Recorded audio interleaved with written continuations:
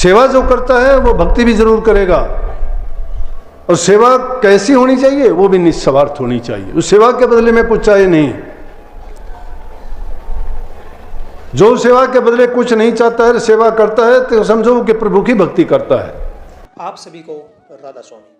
देखिए, जो आज का सत्संग का विषय है उसे महाराज ने बताया कि जो इंसान गुरु घर की सेवा करता है, जो इंसान गुरु घर पर जाकर वहाँ पर सेवा भाव करता है, उसका जीवन किस तरह बदल जाता है।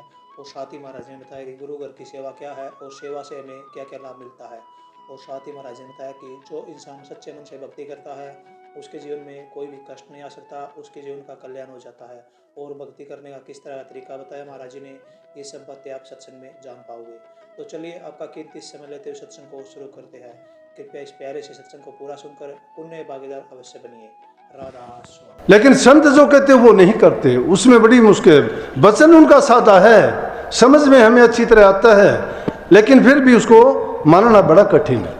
चलो, नामदेव जी कहने लगे, प्रभु जी कृपा करो, मेरे गुरु भाई हैं, बहुत अच्छे हैं, बहुत अच्छे काम करते हैं, कोई उनमें कमी नहीं है, संतान भी नहीं है उनकी, निर्लेप है वो, कोई किसी से संबंध नहीं, कोई लेना देना नहीं, कोई लालच नहीं, कोई स्वार्थ नहीं, एकदम पूरे प्रेम के भंडार हैं, आपके ही नाम की वो भी सहारा है, हम एक ही गुरु के हैं।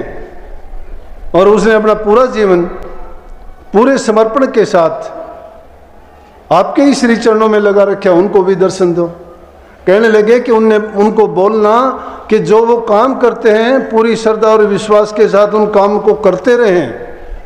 कहने का मतलब ये दान पुण्य सेवा ये चीजें भी करते रहें, और ये जो काम करते हैं उनके साथ साथ वो नाम में भी और जब ध्यान लगाएंगे तो उनको भी मैं एक दिन दर्शन दूंगा, बोल रहा उनको दर्शन होंगे। जाके नामदेव जी ने उनको बताई तो त्रिलोचन जी को बड़ी खुशी हुई, क्योंकि उनकी मुक्त सबकी यही तमन्ना होती है। अरे हम एक गुरु के दर्शन के लिए इतने तकलीफ उठा के आते हैं कि गुरु के दर्शन हो जाएं, गुरु के वचन सुने, सेवा का हमें मौका मिले, बात करने का हमें टाइम मिले, सिर पर हाथ रखा जाए, उनका आशीर्वाद मिले। उनका दीदार करने के बाद हमारे दुख बहुत कम हो जाते हैं, खत्म हो जाते हैं, दिल में शांति प्रेम आता है। एक गुरु के दर्शन करने के लिए, जो गुरु तो परमात्मा के शिष्य के बीच में कड़ी है, और जब वो पूर्ण परमात्मा मिलेगा तब कितना आनंद और खुशी होगी। इसी प्रकार से त्रिलोचन जी को बड़ी खुशी हुई, कहने लगे मुझे दर्शन होंगे, बोले कि हाँ। और इसी मस्ती में वो अपने काम करते रहे, जो करते थे उससे भी ज़्यादा शुरू किया, नाम का सुमन करते थे और अपने मन को लगाया। पत्नी कहने लगी कि अब हमारे पास संगत और ज़्यादा आने लगी, साधु लोग बहुत ज़्यादा आते हैं, उनके लिए भोजन तैयार करना मेरे लिए अकेली के लिए कठिन है, कोई आदमी और देख के ले आओ ताकि मेरी मदद करे, तो सेवा में कमी ना आए। सेवा बहुत बड़ी चीज़ है, सेवा स्वार्थ के लिए की जाती है, वो सेवा नहीं है। सेवा निस्वार्थ भाव से ही होती है, सेवा प्रेम से करनी चाहिए, सेवा में ही भक्ति छिपी हुई है, सेवा प्रेम के बिना नहीं होती। सेवा में ही श्रद्धा विश्वास सबके में उसी में शामिल है। सेवा जो करता है वो भक्ति भी जरूर करेगा, और सेवा कैसी होनी चाहिए, वो भी निस्वार्थ होनी चाहिए। उस सेवा के बदले में कुछ चाहिए नहीं। जो सेवा के बदले कुछ नहीं चाहता है, सेवा करता है, तो समझो कि प्रभु की भक्ति करता है।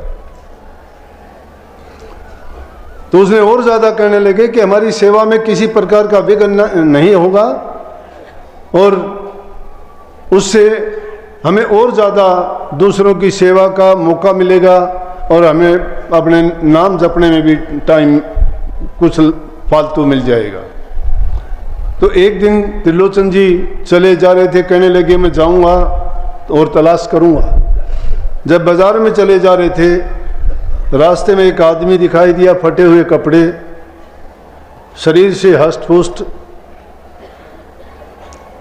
और उनको देख के कहने लगे क्यों भाई तुम कौन हो? कहने लगे जी मैं तो नौकरी की तलाश में घूमता हूँ। बोले अच्छा। बोला क्या नौकरी करोगे? बोला कुछ भी मिल जाए। बोला मेरे घर करोगे? बोला कि मुझे तो नौकरी की तलाश में हूँ, मुझे तो मिलती नहीं है। और आप जब मिल गए हो तो इससे बढ़ के मुझे खुशी क्या होगी। कहने लगे कि तनख्वाह क्या लोगे? बोले तनख्वाह मैं कुछ नहीं लेता। बोले उस त्रिलोचन जी ने सोचा तनख्वाह कुछ नहीं लेता, नौकरी ये करेगा, इससे अच्छा और काम क्या होगा। बोला मेरी 2 शर्त होंगी। बोले क्या? कि एक तो शर्त होगी मैं तनख्वाह नहीं लेता, दूसरी शर्त मेरी ये होगी कि मेरे बारे में किसी को कुछ ना बताएं। मैं खाना खाऊंगा लेकिन मेरी खाने की बात भी किसी दूसरे आदमी को ना बताएं कि इसने ये खाया वो खाया। बोले भाई ठीक है। बोले रोटी रोटी में सेवा करूंगा। लेके चले गए, घर चले गए। पत्नी से कहने लगे बात सुनो, आपकी औरत जाती है, आप आपस में बैठती हो तो अपनी गुप्त से गुप्त भी बात प्रकट कर देती हो इधर उधर। इसको लेके आया हूं, ये सारा काम करेगा और ये कुछ भी हमारे से लेगा नहीं, सिर्फ रोटी खाएगा। लेकिन इसकी रोटी के बारे में, खाने के बारे में किसी को कुछ नहीं कहना। ये नहीं बताना कि इसने ये खाया, कितना खाता है, कम खाता है, ज़्यादा खाता है, कब खाता है। बोले ठीक है, मुझे क्या ज़रूरत है, मैं क्यों कहूँगी। टाइम बीतता गया, खूब सेवा करता गया। जो भी साधु लोग, दूसरे लोग आते, बड़े प्रेम से सेवा करता, भोजन खिलाता। सब बड़े उससे कहने लगे भाई ये आदमी तो कहाँ से लेके आए हो, बहुत प्रेम से खाना खिलाता है, बहुत अच्छा है, बड़ी सेवा करता है, ये तो बहुत नेक इंसान है। त्रिलोचन जी कहाँ से लेके आए? बोले कि भाई मिल गया मुझे ऐसे ही। अब त्रिलोचन जी भी उसके बारे में फालतू नहीं बोलते।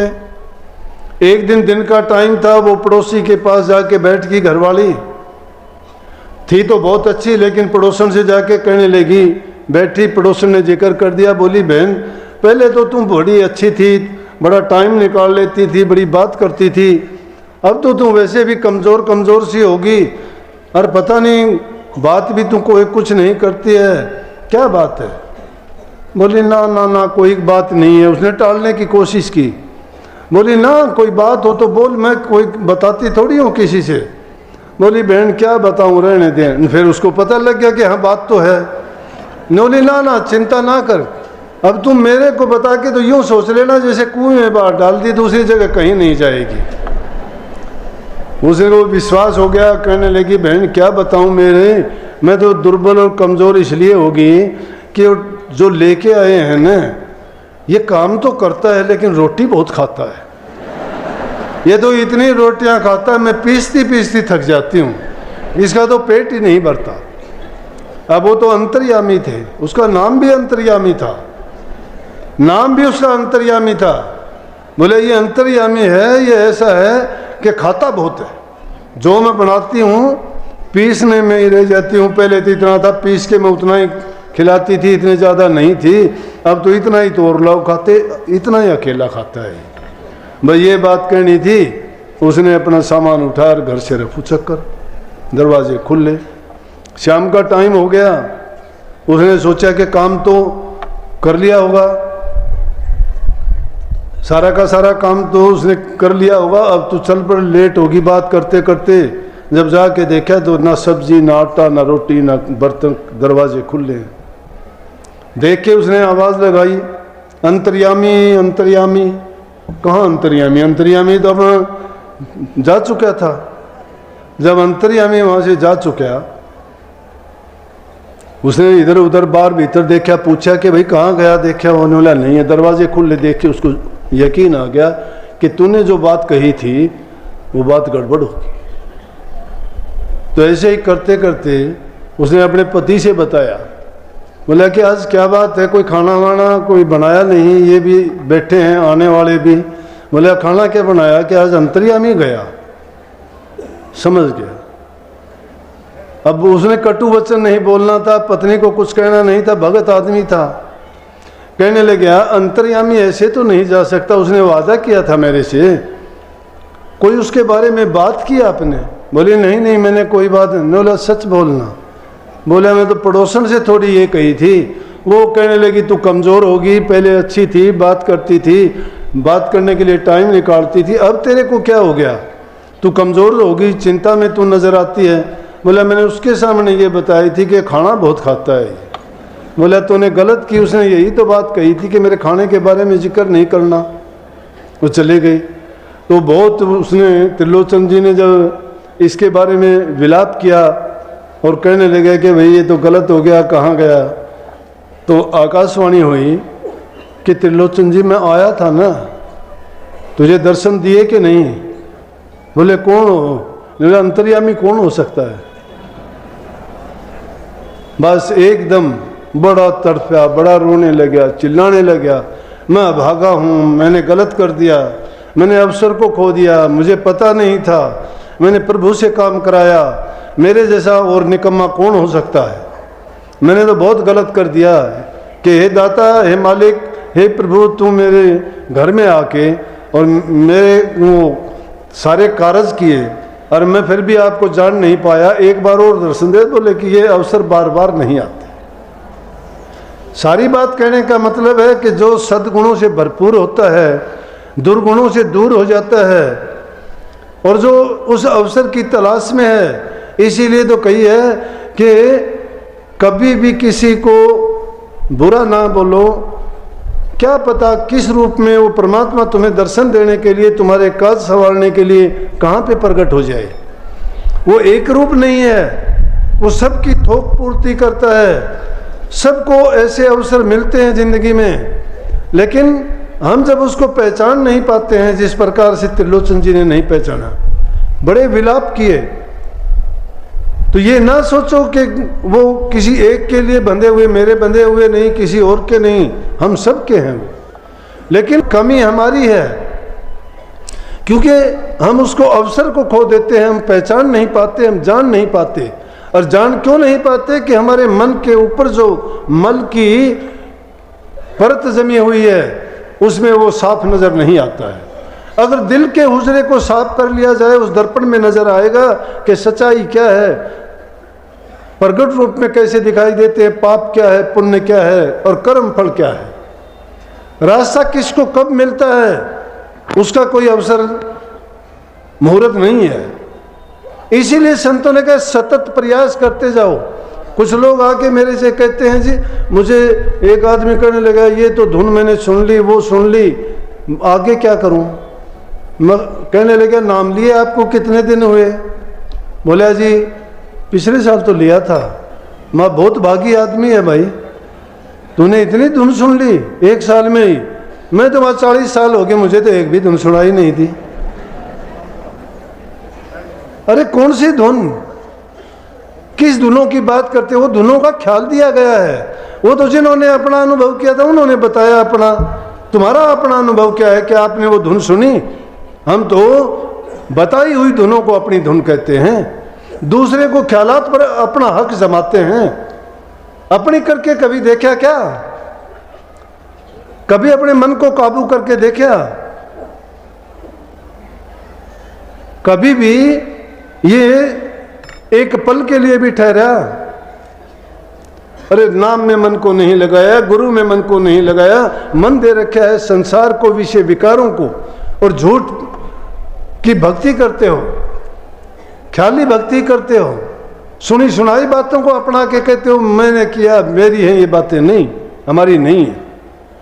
हमारी बातें जो होंगी वो बताई नहीं जाएंगी, बताने वाले की जबान नहीं है। अनुभव कर लेगा वो कर लेगा। उन्होंने भी ये नहीं कहा, लेकिन ये परखने के लिए, जांचने के लिए एक उनको प्रश्न दे दिया कि जिसको सुलझाओ।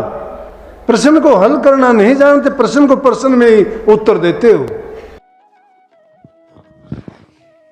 सत्संग को पूरा सुनने के लिए आपका बहुत बहुत धन्यवाद। हम आशा करते हैं आपने सत्संग को बड़ा ही ध्यान से सुना होगा। तो प्यारे भक्तों, जैसा कि आपने सत्संग में सुना, महाराज ने बताया कि जो इंसान गुरुवर की सेवा बिना स्वार्थ के करता है, निस्वार्थ करता है, उसका जीवन किस तरह बदल जाता है। और साथ ही महाराज ने बताया कि इंसान वही कामयाब होता है जो सच्चे मन से भक्ति करता है। जो ऊपरी भक्ति करता है उसके जीवन में कभी भी सुख शांति नहीं आ सकती। तो इसलिए हमें हमेशा अच्छे मन से, सच्चे मन से भक्ति करनी चाहिए और हमेशा नेक कार्य करने चाहिए। और साथ ही अगर आपको सत्संग अच्छा लगा तो कमेंट बॉक्स में राधा स्वामी अवश्य लिखिए, और महाराज जी की इन बातों को आप अपने जीवन में अवश्य अपनाइए, ताकि आपका जीवन सफल और सार्थक बन सके। मिलते हैं जल्दी एक और नए और बहुत ही प्यारे सत्संग के साथ। तब तक के लिए राधा स्वामी।